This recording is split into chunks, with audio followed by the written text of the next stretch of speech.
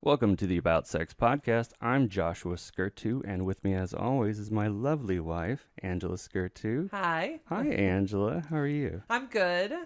And we have a mystery guest today. He wants to be anonymous. We're going to call him Chris. Hi, Chris. How's it going? It's going great. So today we are talking about... Let's introduce Angela real quick. Forgot. It's okay. Who I'm are a you? marriage therapist, licensed marriage therapist in Missouri, and ASEX certified sex therapist. Right. Thank you, honey. And Chris, tell us a little bit about yourself, anonymous. Why you're here? What are you here to talk about? So I'm here today to talk about sex work. I'm also interested to talk about non-monogamous relationships. Interested to talk about identity within sex work. And just my journey throughout life. It's been very interesting for sure. Okay. We love life journeys, so that'll be fun. Oh yeah, everybody loves a journey. It can be good and bad. Oh, So it's true. tell us a little bit about why did you get into sex work? That's a first question.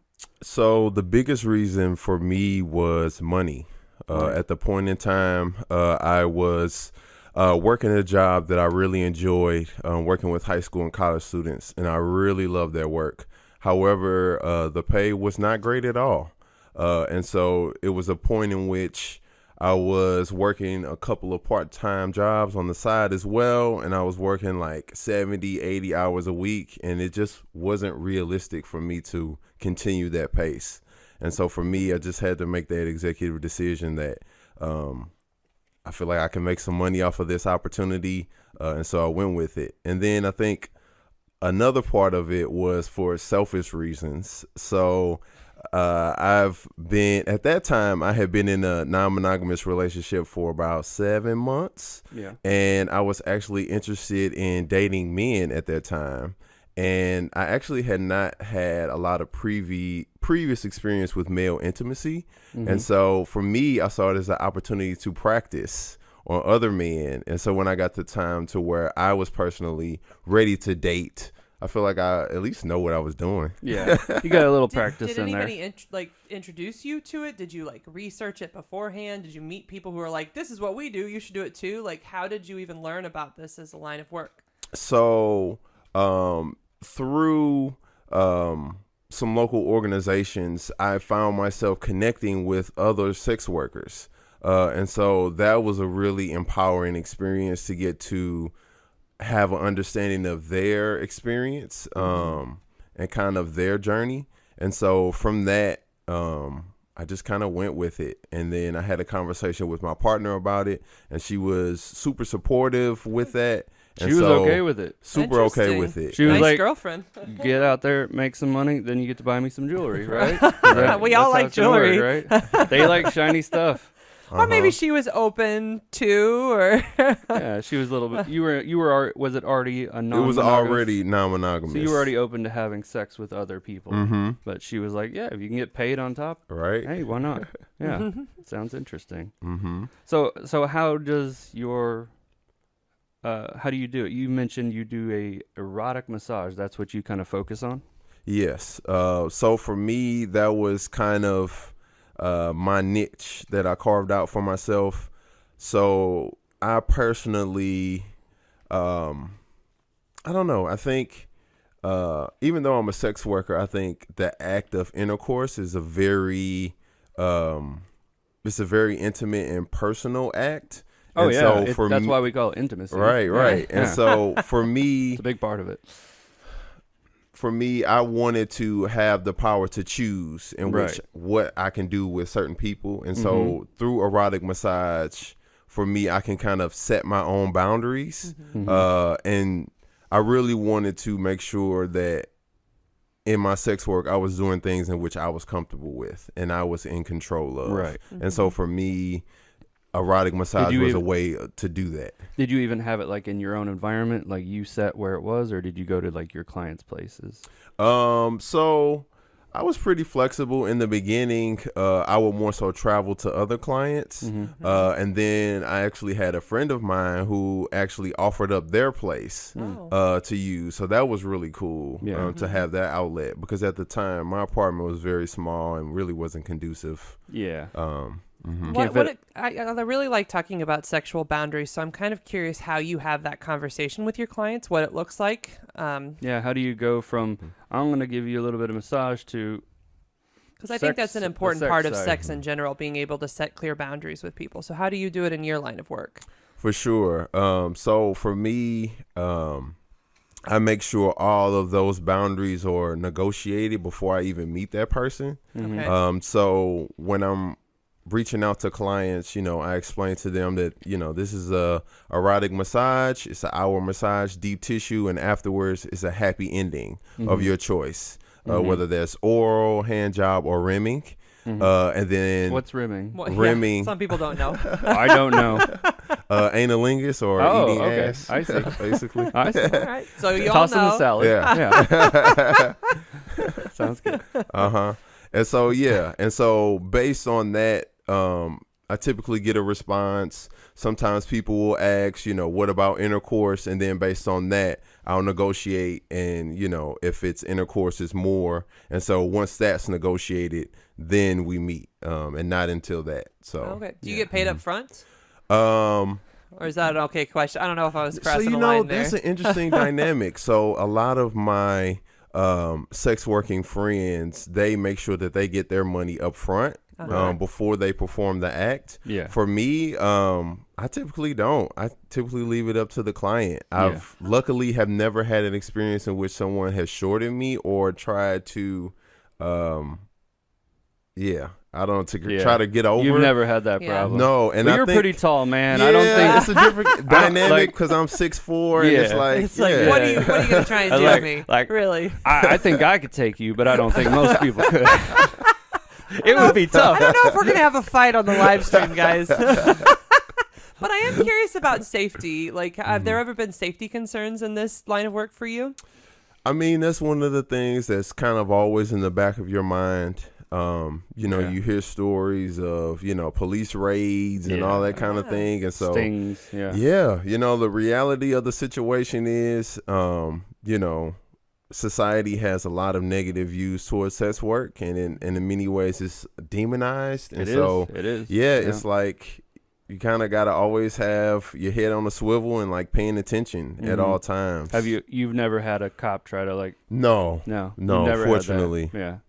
Yeah. That's good. What are your thoughts about legalization of, we don't call it sex work, but like maybe, in the prostitution would be what Prostitution, they, sex work, yeah. What do you think about that? How do you think we could protect sex workers?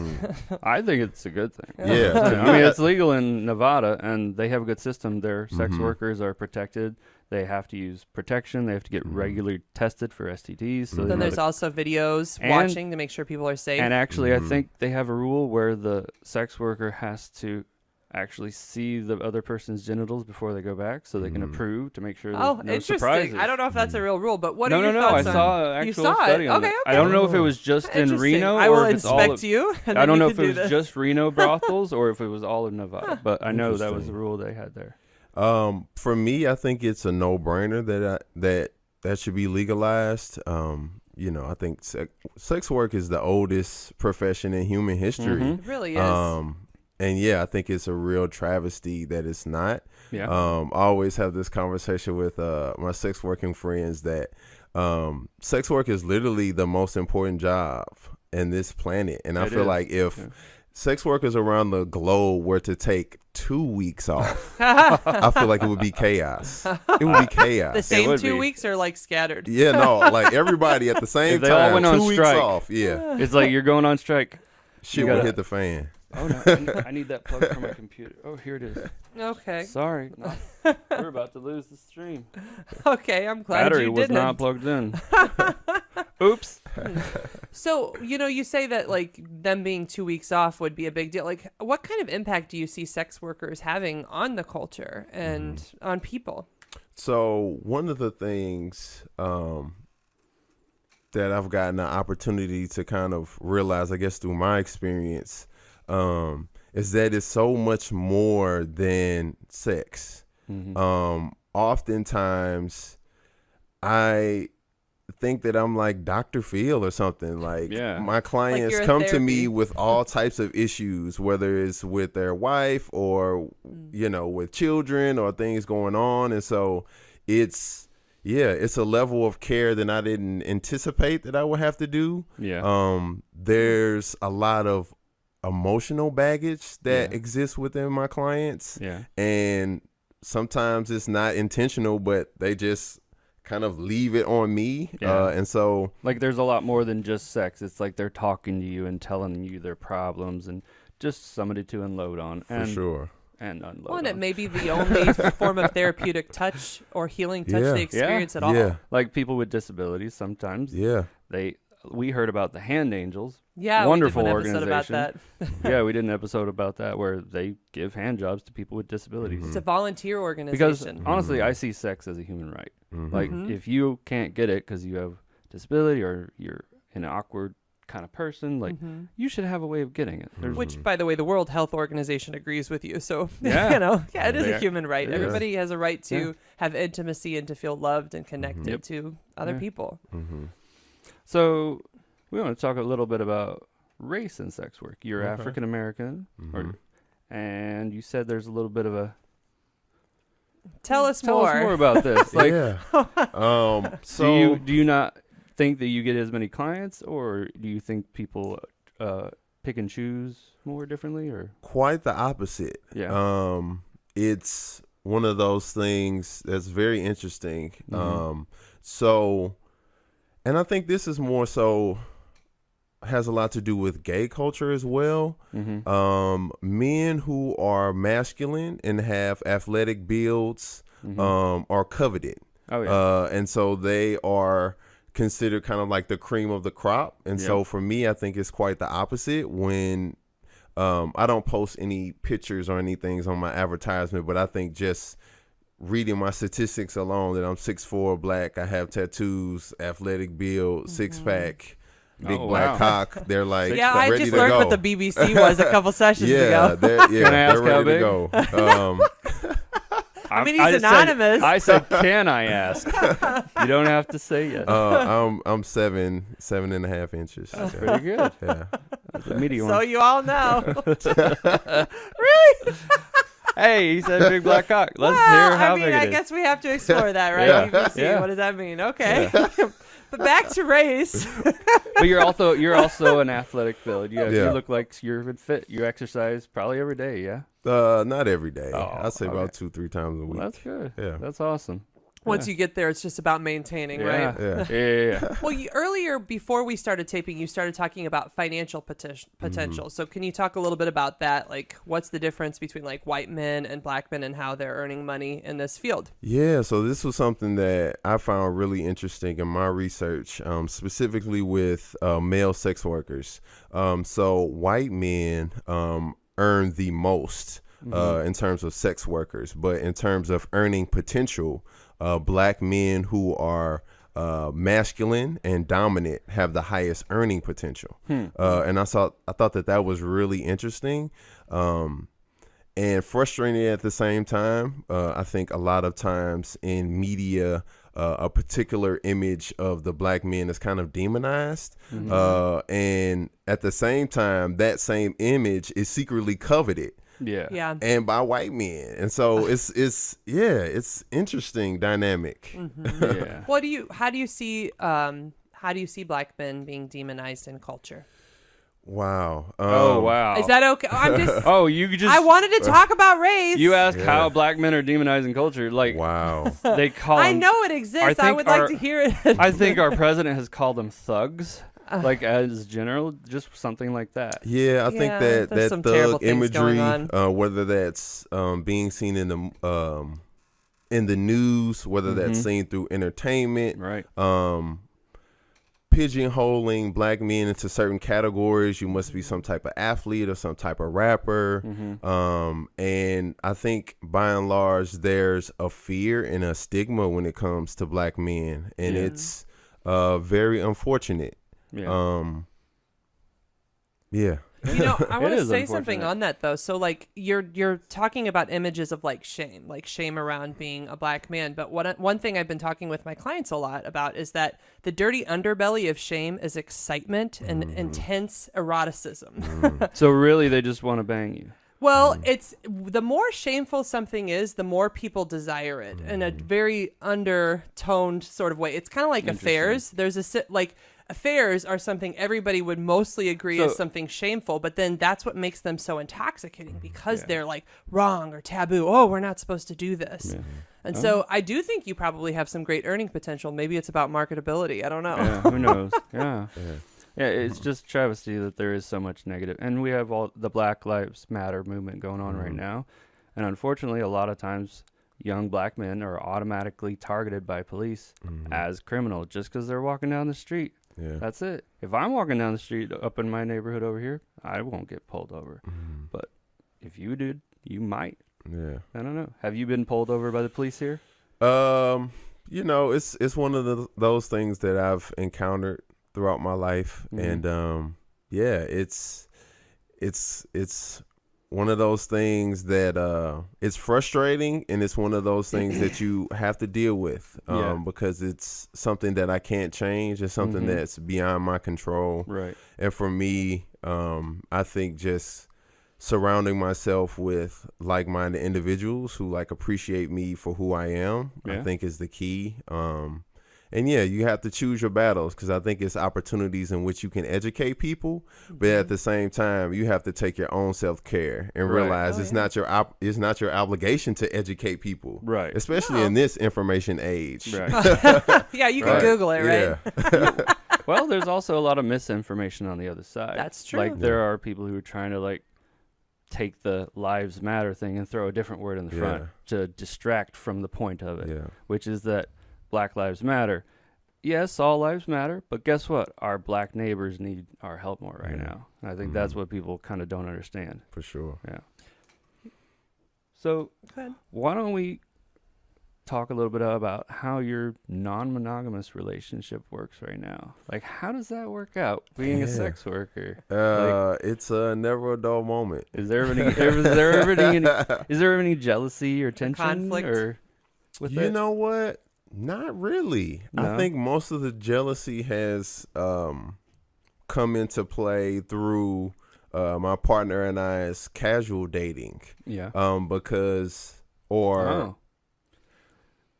I will say that for us, or I think from my partner's perspective, she knows that I'm not going to like fall in love with any of my clients or anything like that. Yeah, there's clear boundaries around it. Right. It's less of a threat because Right. you're just there and then you're done. It's a job. It's a job. For sure. But with an actual relationship with somebody going out on dates, them stealing time from you that's not work time. Or trying to steal you from the relationship. I know that happens sometimes, not always, but. Oh, no, don't do that. No. Well, so what are some conflicts you guys have gone through in the casual dating situation? Yeah, so one of the interesting things that we had to navigate and I had to kind of check myself on was actually with my partner and I's intimate life. So through my sex work, I get worship a lot, and it's one of those You get things. worship? What does that mean? Worship. So like a lot of my clients like really crave like athletic builds, black men in particular, and so like they're super handsy, like all over me, and so like all over you. and so and You oftentimes feel really Like, wanted this and BBC, this is great. you feel really desired at for that sure. moment. And Yeah. then within those particular acts, I really don't have to do a lot of work. It's all them. And so what was interesting interesting. was some of that actually carried into my partner and I's sex life. And so in many ways, I feel like I got lazy. You got In terms of foreplay, in terms of intimacy, in terms of making sure that my partner's needs were met. And she actually called me out on that. Yeah. And so that was a really powerful moment for me because I had to step back and I'm like, whoa, like I need to check myself. Sometimes because she needs to feel that desire. For sure. For sure. Yeah. I always say this to clients. So like if ever I get really hot clients in my sessions, I always see that happening. If there's two hot people in a relationship, they both have gotten used to like not having to do much, and so it's quite a common problem for them both to feel sexually untaken care of. Yeah, because they're used to everybody doing the initiating for them, and like everything you're describing. Oh yeah, we totally have that problem. Love you. No, you got to learn how to do the work. I mean, there's effort to put into intimacy so that you both feel loved and pleased. You know, but I could totally see that happening. It's interesting. Yeah. Do you have any other questions on that? So you mentioned earlier the boyfriend experience. Oh yeah, tell us about that. What is the boyfriend experience? So basically the boyfriend experience is basically how it sounds. So for that particular, 2 hours to 6 hours, I'm that person's boyfriend. Oh, you'll do like 6 hours like with a you'll client. go out on a date, or they'll go with you to a wedding or something. Yeah, not every scenario, but it will usually Have you entail. gone to a wedding? I haven't. Okay. That would be really that would be a cool. good boyfriend That would be experience. really wouldn't it? They show up with you. It'd be like, whoa, I she's have a doing plus good. one just to like shove it in your lover's face or ex-lover. Oh, if you're there to your ex's wedding? Yeah, well, look what I've got in your face. Who invites their ex to the wedding? Some Come on. people do. They try to be friends or whatever. Oh yeah, I want to be friends with all my What's exes. the most unique boyfriend experience you've ever been on? Well, I don't think he actually finished describing Oh the yeah, boyfriend you should experience. finish and then answer. We bunny trail, We so do. be careful Sorry, about you that. can call us back. So like during that No 6 worries. hours, what happens? Is it So it usually is some type of date that occurs. It can be somewhere out to like a movie or somewhere out to dinner, and then afterwards, go back to their place and then have some intimate time. Yeah. And there's usually lots of cuddling involved and stuff like that.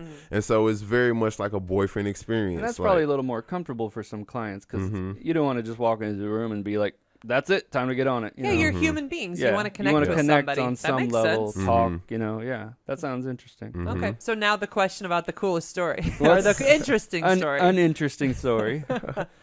I haven't had like too many like wow moments. Or most exciting, Like he took you on a plane or something. So I've gotten offers to get like flown out to Florida, and so that hasn't really materialized. You haven't done that? No, because I don't know, because it's a whole nother Somebody's level. offering to take you to Florida. They got beaches there, man. Yeah. Come on. Yeah, but like, who's he gonna meet out there? He's never like, I don't know. Maybe So that'd be I great. think this more so has to do with this specific client. Yeah. So like the idea of me spending an extended amount of time with this person, it's just like, oh, this is gonna be a lot. Yeah. It's gonna be a lot of work. Like you have to do a whole weekend. Maybe the That's money's a good point. though. I didn't think about that. Yeah. Well, I mean, think of even therapy. It's like cut to 45 minutes or an hour and a half, and then it's like, okay, that was tough, but I get to leave this. Well, with that, I think you would want to set some solid boundaries. Like you would set your 4 to 6 hour window that you're with them for the day, and then You need alone time. you have your own time. You have your For own sure. hotel suite. Be out on your own a little bit. Yeah, because you don't want to be 24 hours with somebody. I don't even want to be Even that with with that, her. like we can't do that all the time. No. You need time. We do I mean, alone she time. overwhelms me. I gotta take some time down. I have that kind of personality. She's just too wonderful, right? I know, it's true. Love you. That's funny. All right. Well, I wanted to ask a question. I was looking at your page that you sent us, and you said you're a storyteller. Can you tell me a little bit about how you're a storyteller? So I'm a storyteller in that I see the value of stories. I think that it's so very important to share narratives, especially from marginalized communities. I think one of the ways in which we can cure racism and kind of heal some of the oppression that happens is to make sure that stories from people of color are heard and validated. because we don't see those stories a lot in media and in our everyday lives. And so when you have an opportunity to share your story, whether that's your failures, whether that's your successes, whether it's your pain, I think it's so important to share because it's a learning experience, not just for yourself, but for the people that you share it with. Yeah, that's important. Yeah, well, and story is how people kind of connect. Yeah. I was just in a writer's group, and they were talking about how, like, you can just do an information dump, but people don't remember it as well as if you put it in story form. Then that has a way of, like, driving it home for people. They really remember that. Yeah. So what stories do you normally tell? Like, you got a good one? So one interesting story, I got invited to speak at a conference. It was for LGBT allies, and it was a situation in which I was invited to share some of my experiences as a queer Black male. And so through this, I shared kind of 3 short stories. The first story was me actually getting bullied when I was younger. When I was at a summer camp, I had actually got assaulted by someone. And so that was a really traumatic experience for me. Yeah. And it also taught me a lot about how you should act in society. Yeah. And if you are any way outside of the norm, you're considered something is wrong with you. Yeah. And people will target you. Yeah. I had a similar thing when I was a young kid. Yeah. The second story was me sharing in which I was actually taunting and making fun of someone else for being gay. And that was an interesting story because through that, I realized that I was making fun of someone else when in actuality, I was terrified of being myself. Yeah. And I was actually making fun of this person for being themselves. How long did it take you to realize that? Was it like it right took away? Years. Okay. It took years for me to realize that. I've heard it's hard to come out in the Black community. Would you agree with this? Yeah, I think that. Why is that? Do you think there's a lot of religious foundations? Yeah, I think religion has a lot to women? do with it. I think masculinity, like that has a lot to do with it. I think the over sexualization of Black people in general. Yeah. I think all of those kind of factors kind of melt into this like really toxic environment. Yeah. In which we are literally raising our youth to be straight. Yeah. And anything outside of that is like, no, they treat them bad. And they try I've heard to of stories where they're completely disowned. Yeah. Well, that happens in. I mean, I know it happens all across, but I've heard it's a higher percentage. So you're queer, bisexual? Yeah, so bisexual, queer. Can you define what that queer is for me? Because I keep having it defined, and I think it's a little ambiguous for me. I like the term queer because for me, it's kind of like an umbrella term. I think for me, queer encompasses pretty much anything that's not straight. Yeah. And so for me, I think that's really awesome because that can include bi, that can include gay, lesbian, that can include trans, that can include asexual, all of those things that are not straight. Right. LGBTQ, everything. We just don't fit in your heteronormative society. Yep. Right.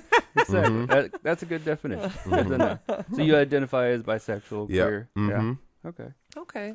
What were we talking about? Well, we were talking about a lot of things. Yeah, the stories. The stories. The Sometimes stories. we bunny I'm sorry, trail. I bunny trail. No and if worries. she doesn't keep me on track, then we're out of this. We're out of Okay, it. what are the stories? Yeah, Continue. and so the last story for that conference was actually me sharing the coming out story to my current partner, and so that was really, it was a really tough time for me, and I don't know, for some reason I felt comfortable sharing that with her, and the fact that she was so open and so accepting of me for that, I think really kind of changed my trajectory and like how I live my life.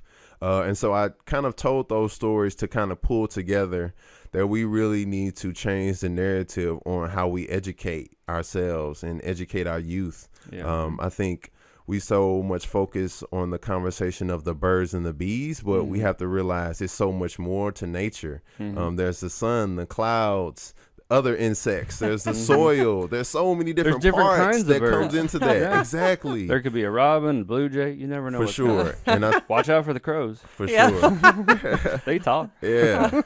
Yeah. And I just feel like we're just obligated to give that education to people, because there's so many ways in which you can express yourself. Yeah. And I feel like it's a tragedy to make people subscribe to this heteronormative way of life. Right. And that's part of why we do the podcast, is we want to learn about all different sexual types. Yeah. Well, I don't think people realize just how heteronormative their lifestyle is. You know, like even books, like, so I'm an author, and I remember them when they would do the reviews of my proposals, they'd say, we don't want you to use a heteronormative model. And so they would encourage me to like include like case studies of different couples, which I mean, I agree to, but it was interesting that they were like thinking about that, because for therapists, we need to be talking to a wider population, not just straight couples. Not just straight couples. Yeah, and I remember like in the past somebody said, you know, you should call it couples counseling instead of marriage counseling. But the good news, everybody can get married now. That's the awesome thing. But not everybody believes in marriage too. Oh, I totally understand that. So you do couples and marriage counseling, but it's everything. It's everything. It's everything. Yeah. Yeah. So are you out to your family? And so I recently came out last year via Facebook. Oh, wow. So you went out really wide. We had a family member do that. Yeah, and so but everybody loved him. Everybody loved him. Yeah. Yeah, and so it was crazy because that conversation that I had at that conference, the Humans of St. Louis blog was actually there. Yeah. And so I had a conversation with them, and afterwards we did a collaboration, and they released my stories through their blog.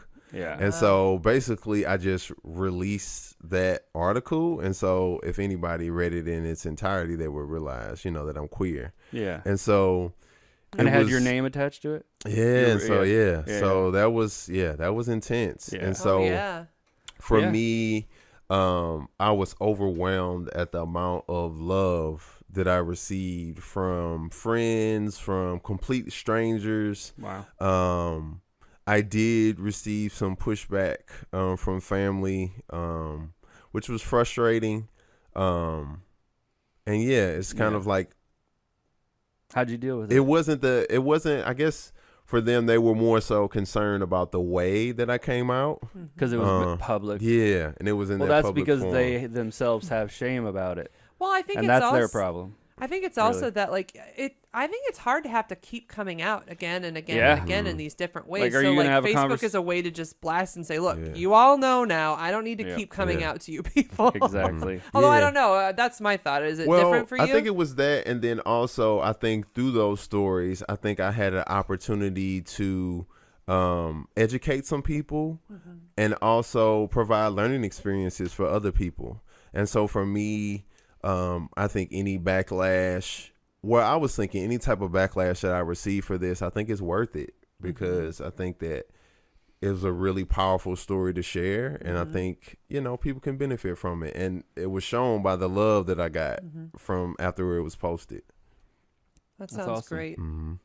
It's good to get some love coming out. Yeah. Well, I think that's why we have families of choice too. Like, that doesn't mean you're not like family with your family, but like you got to surround yourself with people who are really loving and supportive of who you are, because not everybody is like that. And I think what you're doing is amazing too, because sometimes I think you do have to kind of drag culture kicking and screaming into the new age. Like, that's old world thinking. Can we move forward in some way? Right. Definitely. All right. Well, do you have any other questions on this? So you mentioned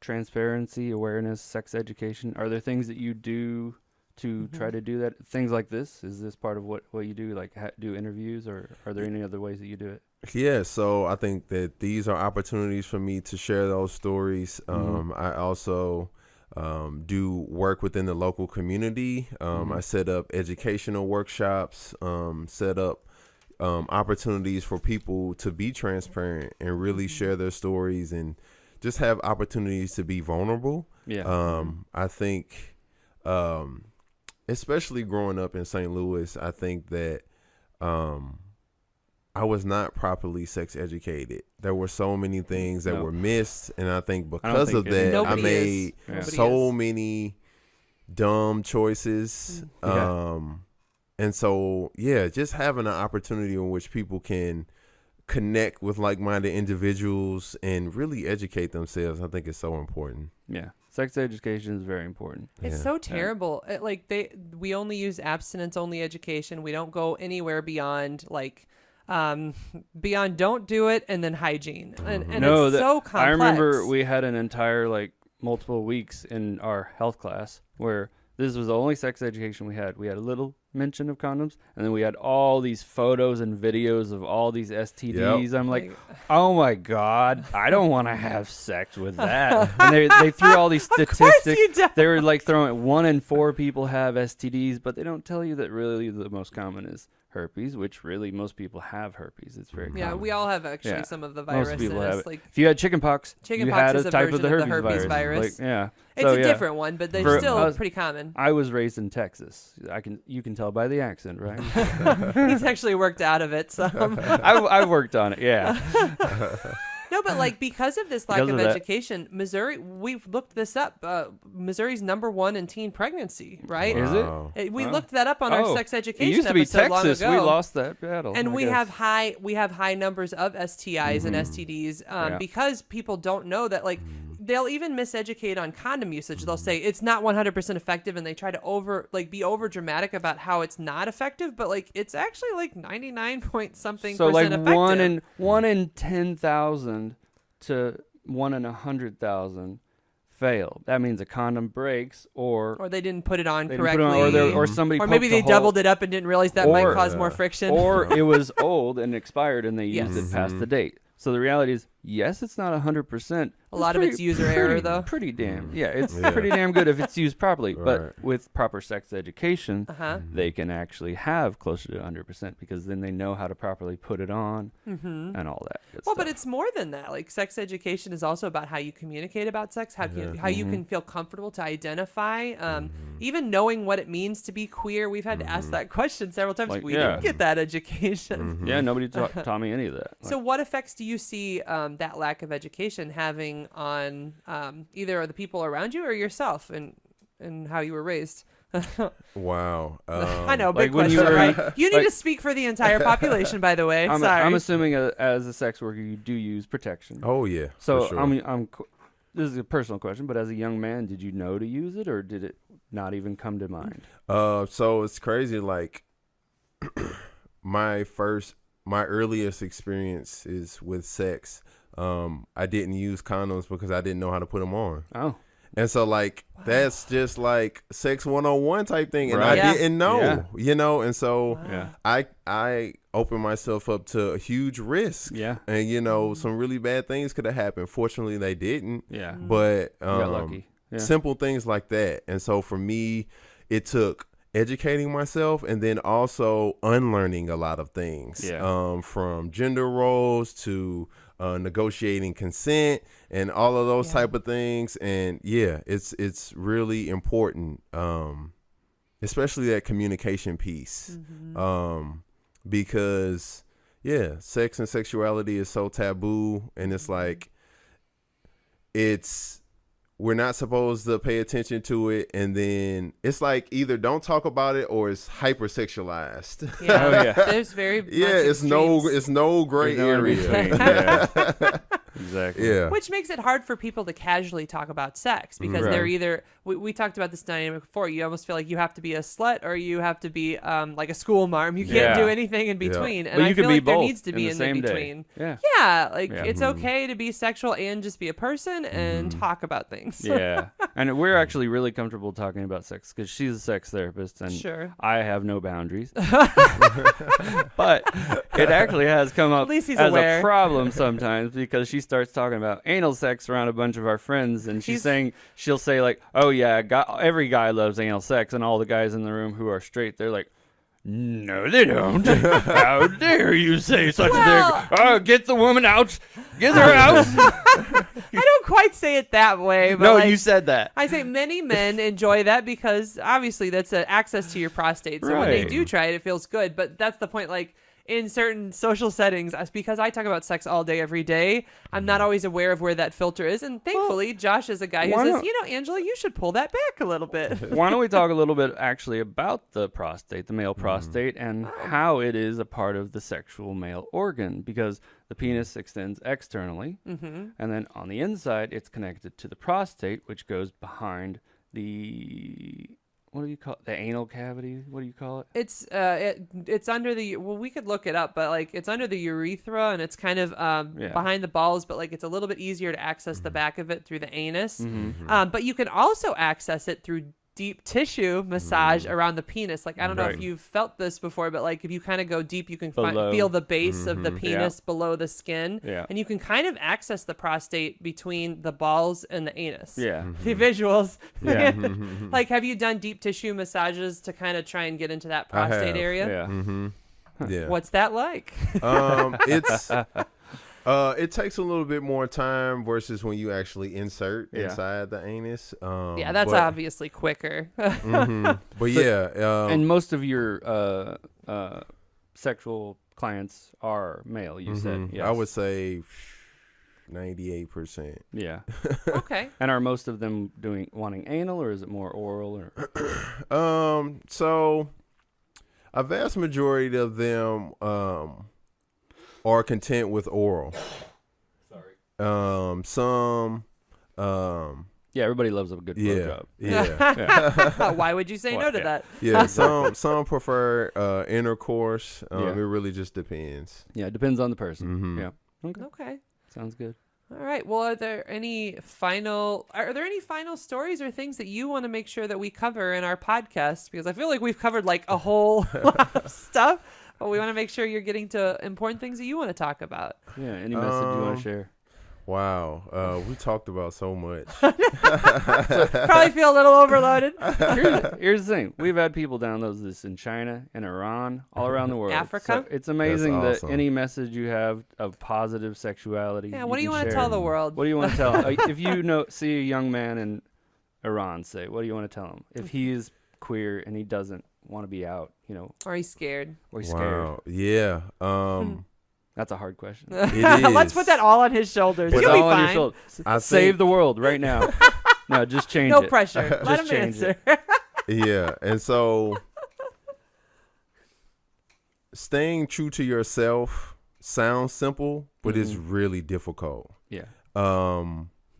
And I will say that when you take up that initiative to be your authentic self, it's going to take a lot of pain. It's going to take a lot of uncomfortability. It's going to take a lot of emotions. Sometimes risk, all Depends of on that. the culture you're in. Yeah, for sure. But at the same time, I think that it's worth it.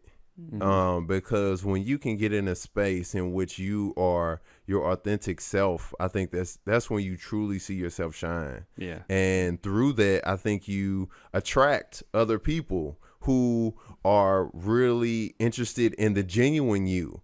And so you attract people in your life who can help you, whether that's friends or family members or partners, whatever that may be. You may lose some friends. But maybe for you me, lose I the think friends that's you a need to filtering lose. process. I think that gets rid of the people that you don't need anyway. Yeah, they're toxic if they're not going to love you for who you are. For sure, yeah. That's But it gets dicey depending on where you are. But at the same time, I think that it's vitally important that you have, 1, 2, 3 people in your life that know your authentic self and that you can be real with and be honest with and vulnerable with. Yeah. Because keeping that stuff inside, it leads to some really bad things. Yeah. It does. And actually, one of the main ones it leads is to is depression. When people don't feel like they are their authentic self, they feel like they're putting up a facade. Nobody knows them. Nobody truly loves them. And that's actually a very lonely place to be. Yeah. They might be depressed. They might feel shame about having those feelings, having those attractions, which is natural. But I appreciate you say it's hard because everybody says just be you or be your authentic self. Right. But it's not like this magical thing, like I'm me, like it's this process. Hi, I'm Josh. You have to learn about yourself and keep growing and exploring to continue being your authentic self. Yeah. Well, thank you for being here. It was great to meet you. Likewise. Yeah, it was excellent meeting you and hearing your stories. And I wish you the best of luck, and definitely keep educating people. I think it's very important for people to understand about marginalized communities, especially people who are queer and African American, which you got a bigger struggle going on there. So thank you for being here. Do we have any plugs though? Like usually this is the time in the show where we offer either you or me a chance for that. He's more anonymous, so I don't. Well, I know, but he did say he wanted to plug something. Yeah. So Sex Positive St. Louis is a really, really, really awesome organization here. Yeah. They do a lot of the work that we talk about: education, transparency, and awareness. And so as someone who is queer and in a non-monogamous relationship, I saw that as an opportunity to find my community, find like-minded individuals, and really grow. And so I've been a part of that organization and like going to events for like maybe 3 or 4 years now. And so I wouldn't change it for the world. So if people want to be educated on that stuff, they can find you at on Facebook, Meetup, Sex Positive St. Louis, sexsdl.com. And you guys can check it out there. Learn and a lot of new stuff. My plugs too. So what do you got going on? I got so I just finished my manuscript for Helping Couples Overcome Infidelity, a Therapist's Manual. Expect that book to come out later this year. And I also have a training at WashU about that book and about how to train couples in affair work. And then the final thing is that I'm doing the keynote for MMHCA, the Missouri Mental Health Counselors Association. So please check that out if you're a therapist or you're just a mental health enthusiast. And for all our streamers and stream viewers and our podcast listeners, we now have a YouTube channel, and we have a Periscope channel. You can check us out on Twitter, and I'll post that in the link there. But the new one that I really want to plug is the YouTube channel. It's at The Sex Podcast. Okay. So, cool. that's it. And of course, if you need therapy, www.therapistsinstlouis.com. I'm willing to help. Thank you for being here. Thank you so much. This was a wonderful interview. Thank you all for being here. Thank you for listening, everybody. Have a good night. Yep.